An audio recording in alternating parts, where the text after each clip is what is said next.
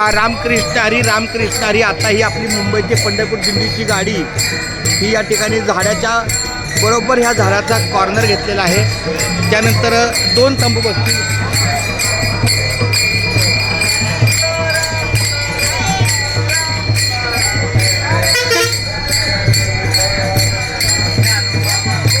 हा एक तंबू इथे आहे. 1 2 3 4 5 आणि 6 तंबू बसले आहेत. 7वा ट्रक जायचा आहे.